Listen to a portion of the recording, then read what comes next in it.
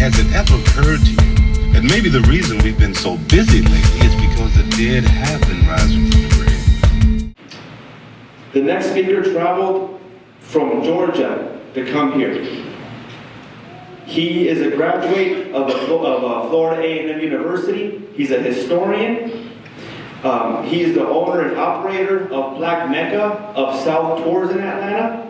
So if you ever visit Atlanta, Georgia, make sure you give him a visit and take a tour so he can show you the real history of Georgia. And he's a certified genealogist and researcher. So let's pay very close attention to him because he's a certified genealogist and researcher, which means that he's going to go into the genetics, the DNA of how the Black and the Mexicans are one. So without further ado, let's bring up Brother Nasir Muhammad.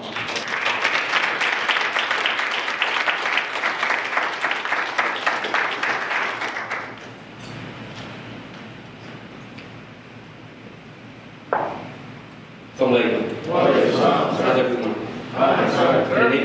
In the name of Allah, the deliverance of the most Lord, I bear witness that the true God, Allah, came to us in the person of Nasir Muhammad, and I bear witness that the most honorable Elijah Muhammad is surely the exalted Christ. And I have to say, the honorable Louis Farrakhan is our divine God that I miss today.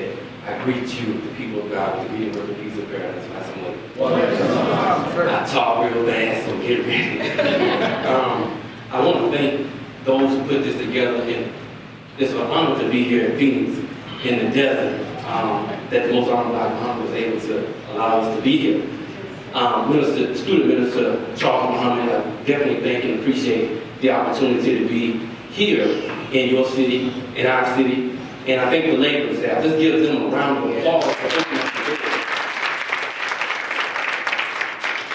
And I'm humbled to be amongst my brothers and sisters here, and you should too. We should do this more often in social environments, in critical things that my sister talked about. We have to do all of those things because when you go to war, I'm a soldier from the white man's perspective, but from our perspective in Nation of Islam, but you can actually take good points out of what you learn even in the white man's life. The only way you could ever know, really truly know the soldier that's next to you is to develop a bond. In order to do anything with anybody, you always should try and strive to make a friend first.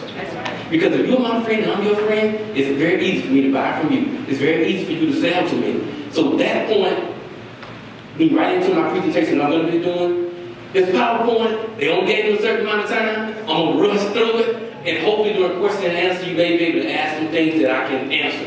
I'm going to tell you right now, if I don't know the answer, I am going to tell you I do not know the answer.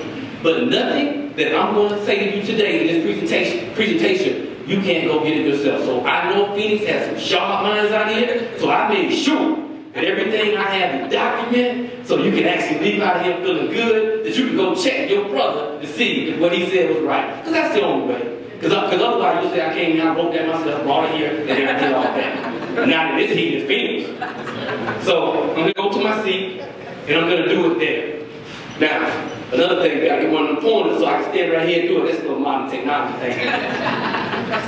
And I would be remiss if I didn't acknowledge a brother who I have admired for a long period of time, and I think we should have him stand up and we should give him a round of applause to see our beautiful brother Waheed, in attendance.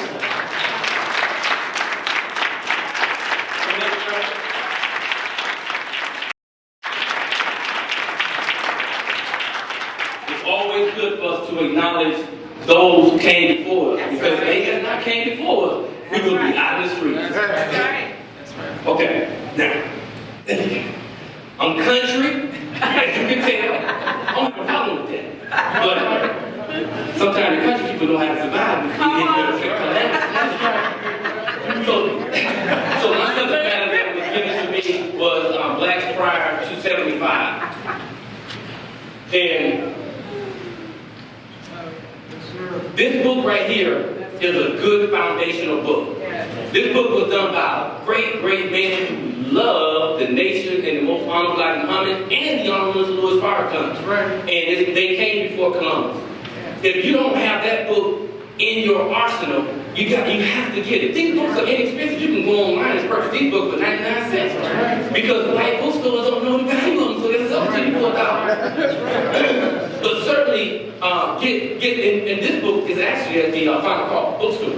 So you can actually go through the Final Call and purchase this book. I won't go through the reading of that, but you can actually do that for yourself. This photo right here. See, the beautiful thing about the magazines, it's so important for us to go to the library if we cannot order and have the magazines. U.S. News World Report is a good magazine to get. They do wonderful research. Time magazine, but one of the best things to use and do is to have, if you don't have a public library card, that is a must. Because you can do interlibrary loans and be able to get books like I do from across the world. This photo comes out of Time magazine years ago. This is in the 50s. But this photo shows our people standing around the marks that were left there from the old man.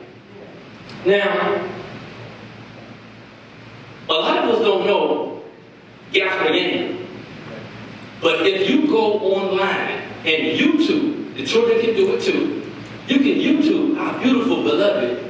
May Allah be pleased with her in her service. Mother Tanetta, she took a group, she went with the group to Mexico. And it's about maybe 3 or 4 minutes long. And she's talking about this history that Mother Tanetta did not know. One of our great scholars. There's nothing wrong with not knowing. There's something wrong staying not knowing. So Mother Tanetta was there, and our native people were telling her about Gasper. Gasper was so bad. Old black man, African maroon, freedom fighter in Mexico. Now, you can go into the books right here in Arizona, the public school books that your children may have. Gasper's not in it. He's not in it. And I went to college. And the only reason why I knew about Gasper was because I had a wonderful mentor who actually studied under Dr. John Henry Clark. So I got a chance to know about Yanga when I was a young man.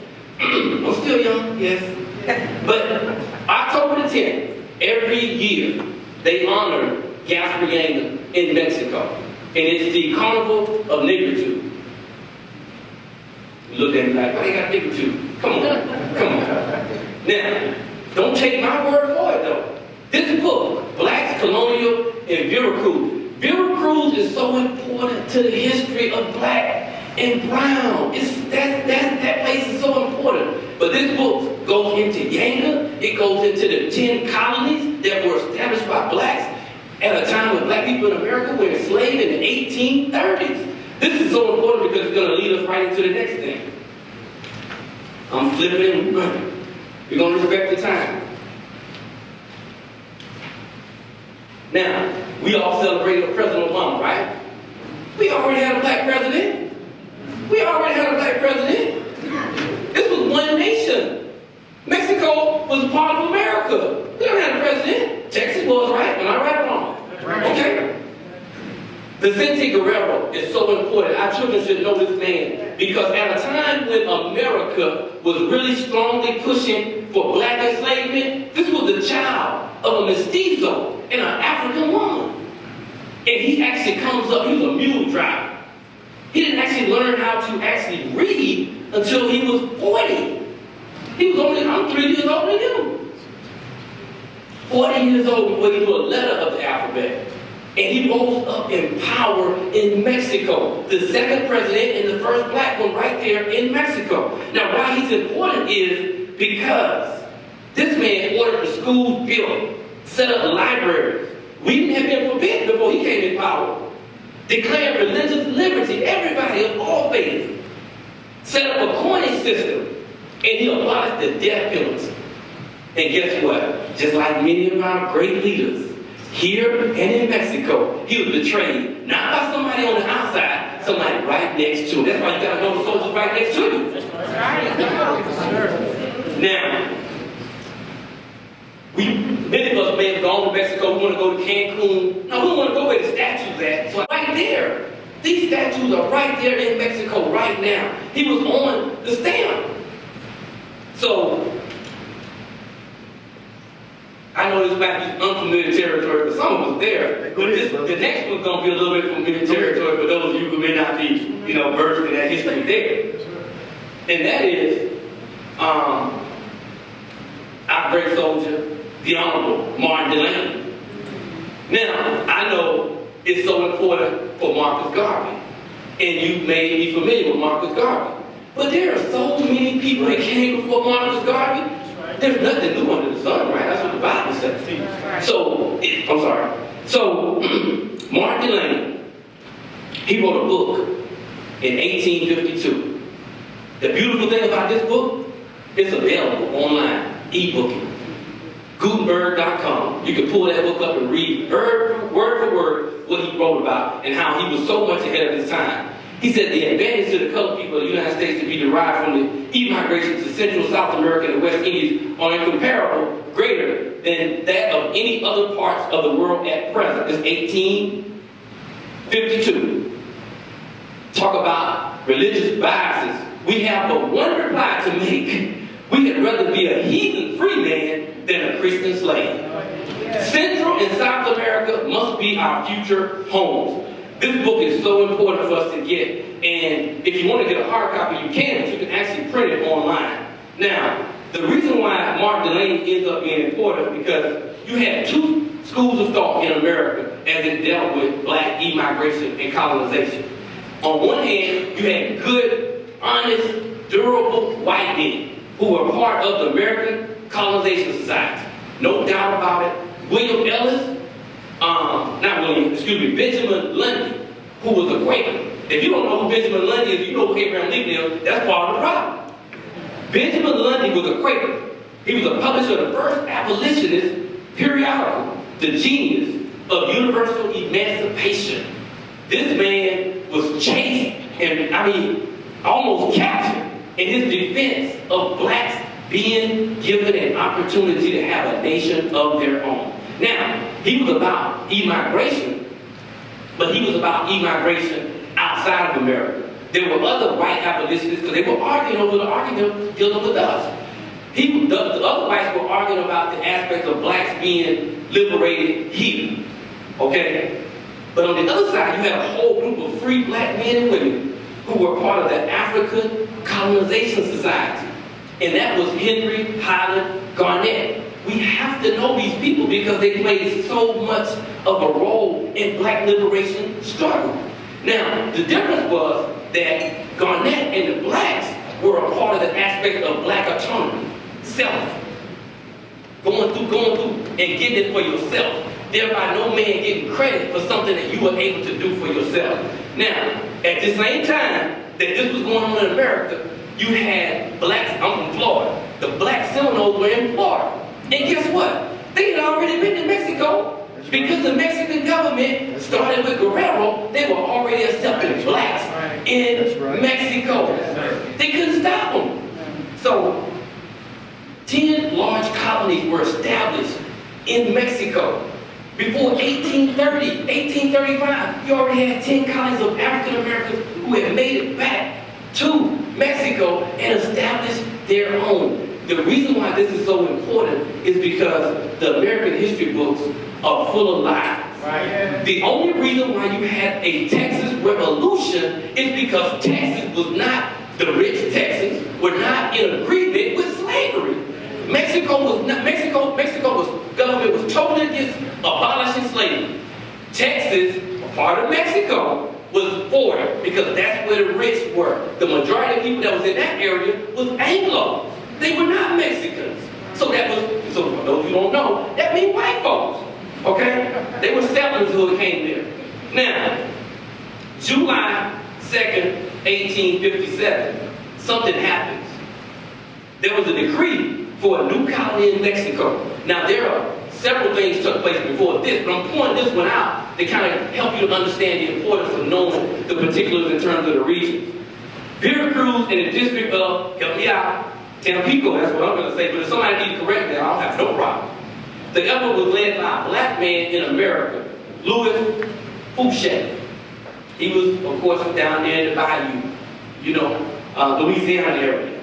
There are 3 books I have up here, and at the end, if you want to get the information on the books, I'll be more than happy to give that to you. But these 3 books highlight the aspects of this colony that was decreed by the Mexican government. The Mexican government, the vice president of Mexico at that time, he said, if they, former slaves, would like to come, we will offer them land for cultivation, plot for houses where they can establish towns, and tools for work, under the obligation that they will obey the laws of the county, of the country, and the authorities already established by the supreme government of the Federation.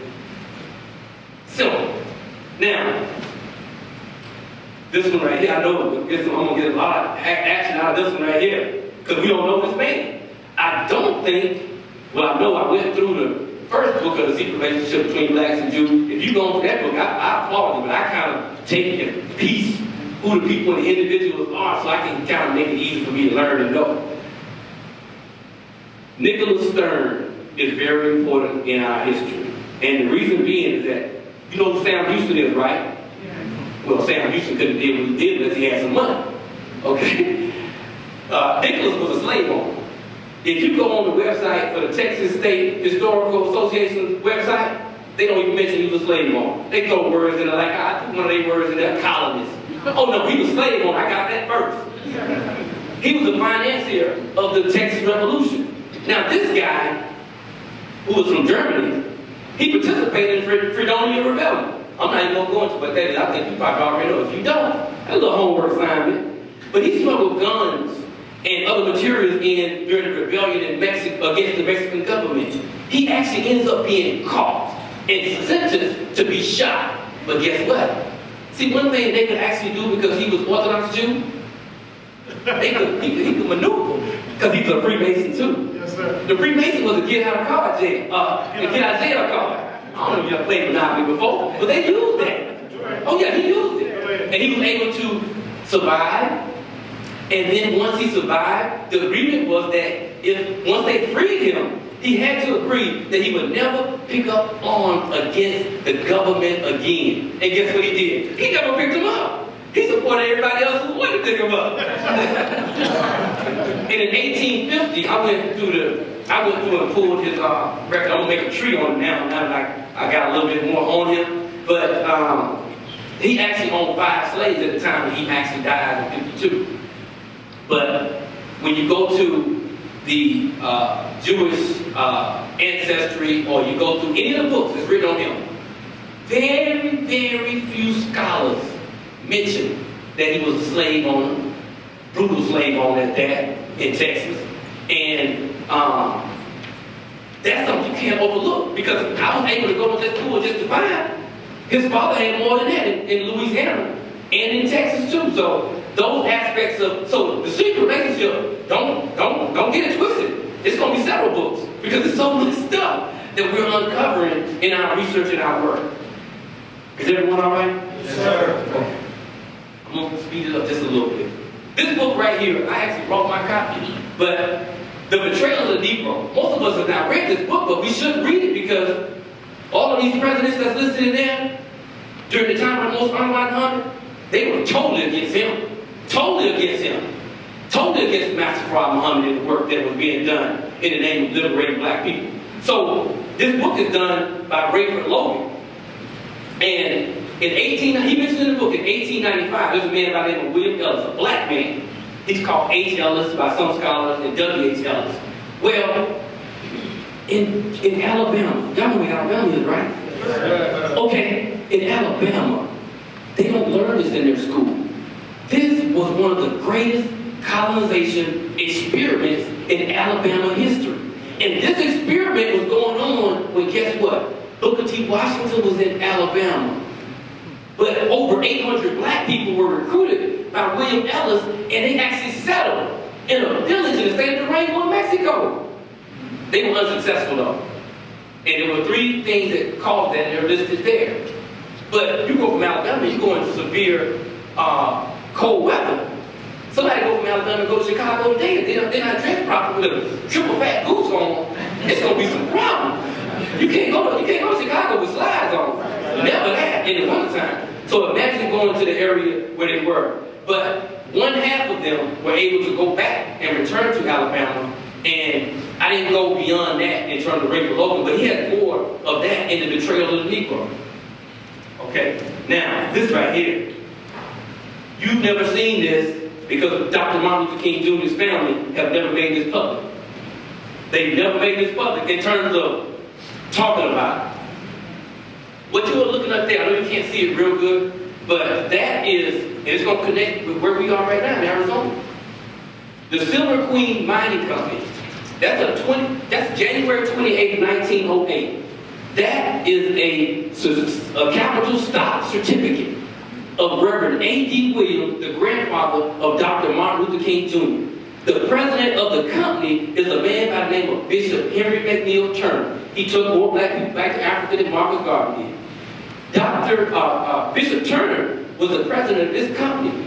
It was a mining company in Parral, is that right? Parral, Mexico. If you look up Parral, Mexico, you'll find out that that was one of the top mining companies. Matter of fact, it was a man in Parral, Mexico, forget his name, but you can look it up.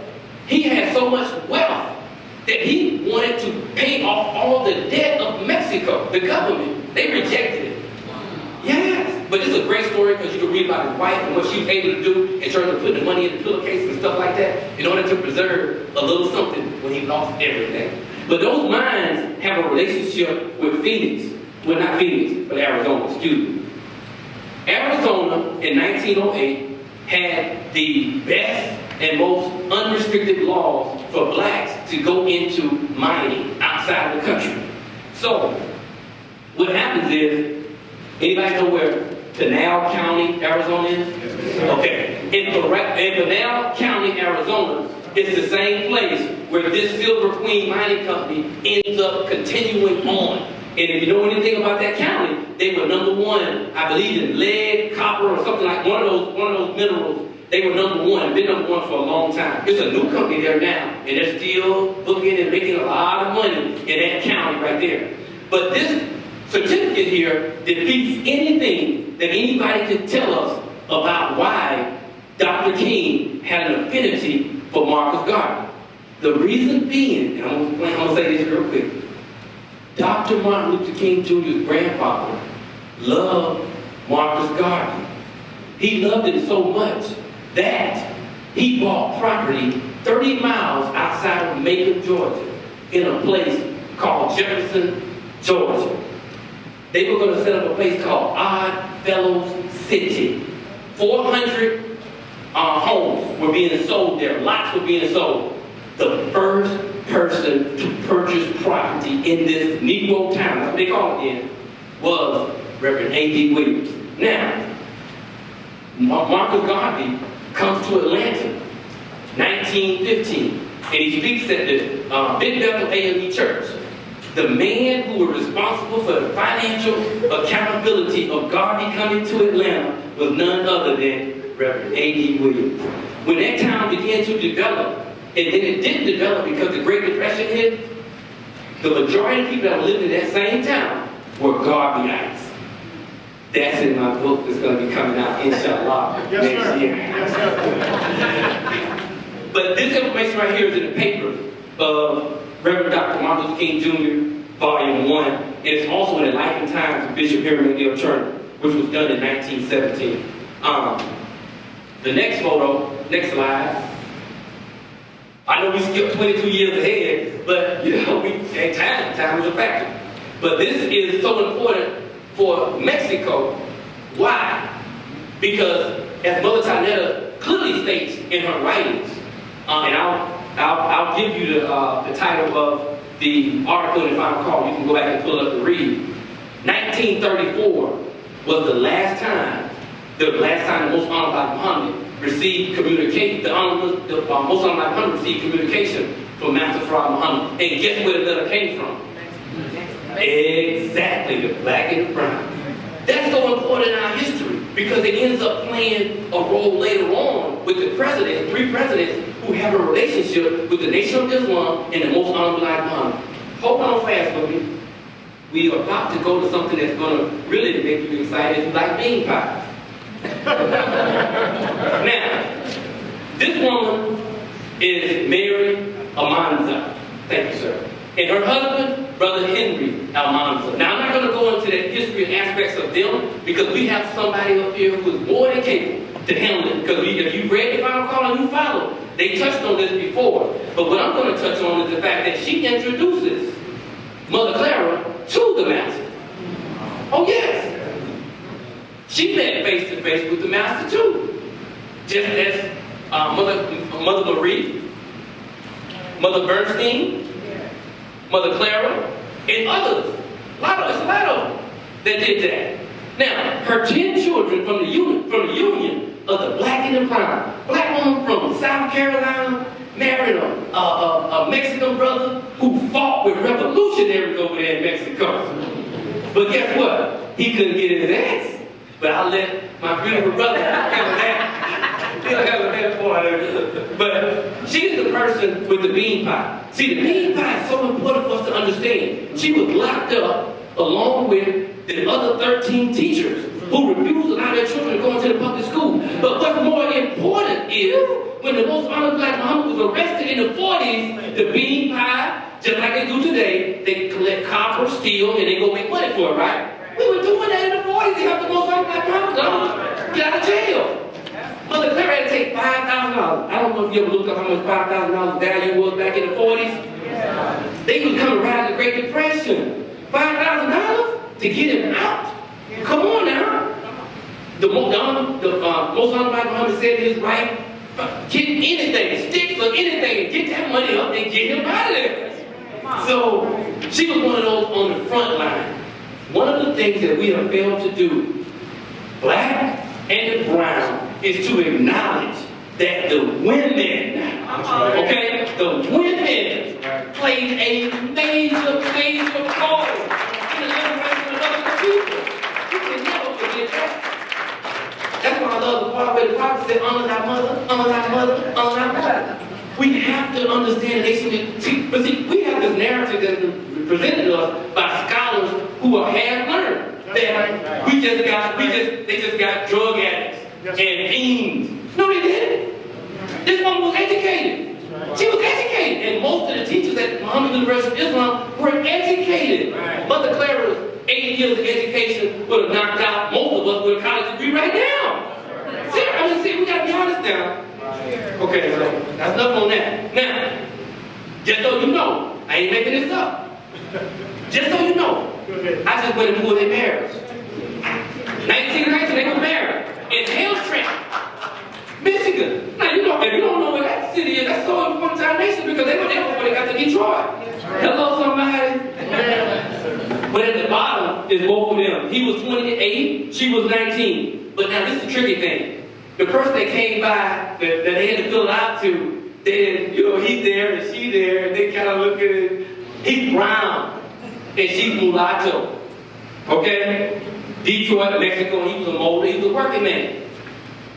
Now, this is the part that we have to understand our role as members, as followers and helpers in Honorable Louis Farrakhan. The only way there's going to be division in our community is if we allow it. So we stand shoulder to shoulder the same way we do when we go to prayer. Don't let no air come clear. And what we were able to do was find that she actually continued to be a follower of the most honored Black Muhammad's son in the Muslim community. And she lived to be 109 and a half years young. Yes! And the reason why she has Islam at the last name because she ends up married after Brother Henry ends up passing away. But these are pioneers in our nation. And these pioneers were not just black in terms of what we think from the South. No. Brother Henry came from Mexico fighting the revolution. And he ends up being right at the table helping the most honorable Black Muhammad. Wow. And their family stayed strong even to this day. Brother Osman is still working hard in Detroit with the Imam community. You have to give praise to Allah that they still stayed in Islam and are still working. Now, there is a book. So you don't know, so you know I ain't making this up. This book, some of the first women who accepted Islam, is available under the Pool and Muhammad family out of Michigan. So you can actually get this book. The book only $7 and it highlights all these beautiful women. And in the center of that is Mother Marie. That's the most honorable Black Muhammad's mother out of Georgia. Is everyone all right? Yes, sir. Oh, we almost there, Brother Minister. We almost there. Now, this is the article I was talking about. That if you get a chance, please go online and pull this article up. If you haven't, cut it out and save it in your scrapbook. This is a really good article about Mother Tanetta. And she said a lot in this. Now, I used to imagine as a result of his talk, the most honorable Black Muhammad, with us in Mexico, that I could visualize the landing of a small baby plane from the mother's wheel on the old golf course. Now, what I did was, I pulled up that golf course. That's the golf club of Cuernavaca. It's still there. You go to their website. If you can speak Spanish, it's on there in Spanish. If you want to translate like I had to have it, you click on it, get it translated. But it's there, and Mother Tanetta is right on point. It's adjacent to their property, and at any time in the future. This golf course covers 42 acres, and is the first historical golf course. She's absolutely right. Established in the state of Morelos, Mexico, in the city of Cuernavaca, known as the city of Eternal Spring. The brother on the left is Brother Benjamin X. Perez. Imam, may Allah be pleased with his service. 1955, he came into the Nation of Islam, and he stayed on the course all the way. 20 years with Most Honorable Black Muhammad, working hard with Latinos and blacks in unity. He becomes an imam, works with the Most Honorable Black Muhammad's son, Imam Warqadi Muhammad, and he stays by his side working in Islam, going all the way until he passes away. These are the stories that we have to tell our babies. Nothing that happens in our nation is osmosis. They don't just pop around, just didn't pop up. The mom said it just pop up. It was struggle to get to this point. So, that being said, this is the icing on the cake, right? Oh, I'm sorry, I skipped. Yeah, that's icing on the cake right there. Yeah. You know, it's bike weekend, so I gotta say, and still. Now, I'm closing out. The friendship in all walks of life. All three of these presidents. Now, don't get me wrong, because I know history just as well as many of us in the audience. I'm not saying that none of these presidents had bad governance. Yes, they did some bad things in governance, because the students were out, just like the students have been in America, and just like you are across the world. So there were some things that happened in their leadership that was not good. It's something happening in every leadership in America, from the first one to President Obama, that we're not proud of, they can't be proud of. So let's not, try to act like, the brothers over there were just bad. No, they weren't. They established a good relationship with the Most Honorable Black Muhammad Nation of Islam. I'll start with Brother Al-Dafo. You know he had good relationship with us because he was friends with Cuba. That's right. And his relationship with the Nation of Islam opened the door for the Most Honorable Black Muhammad to actually enter into Mexico. Long before it was documented. CIA was trying to keep up, they couldn't. President that comes after him, President Gustavo, good man, real good man. As a matter of fact, right here in Phoenix, this is good. In Phoenix, November the 14th, 1965, the home on East Valley Drive was bugged. Yes, it was bugged. And the FBI SAC, if you've ever read FBI paperwork, you know SAC is the special agent in charge in Phoenix, Arizona, reported about the conversation regarding a letter wherein President of Mexico announced the Most Honorable Elijah Muhammad, honorary member of the Mexican Academy of Doctors in Social and Human Services. Now, very few people have this written in their history books. It will be in mine. Now, when they listen in on the conversation, they label it the Academy of Human Science and Relations. I'm just saying that because I know we got scholars in here that will go and read that. So we know them because they're going to say it's the same thing. Look it up, it's the same thing. The Social and Human Services is the same as the Academy of Human Science and Relations. But that conversation was taken and the home was bugged, just so you know. Now, we step up to the last player, President Alvarez. Now, you know he was a friend of ours. He condemned Israel. Oh yes, he condemned Israel during that time frame. And not only that, you can go online to her, the #2 Healing magazine, MAG.com. And the son of the Most Honorable Elijah Muhammad, Minister Rasul Muhammad, does an interview and he talks about the relationship of President Alvarez to his family and the Nation of Islam. You should read that magazine often. Minister Rasul mentions in 1974 the Special Guard and the National Guard under the Mexican president. See, every time the Most Honorable Elijah Muhammad family would travel to Mexico, they were received like a head of state. Because they represent a man who represents a man who represents God. So the Mexican president pull out the red carpet for everything. When the Most Honorable Muhammad departs, Mother Tanetta and the children in Mexico were still received as heads of states. It never stopped. It is still in operation to this day in terms of how they're respected and honored in Mexico, in Central and South America as well. The last thing I want to talk about is the champions. And I think that says it all.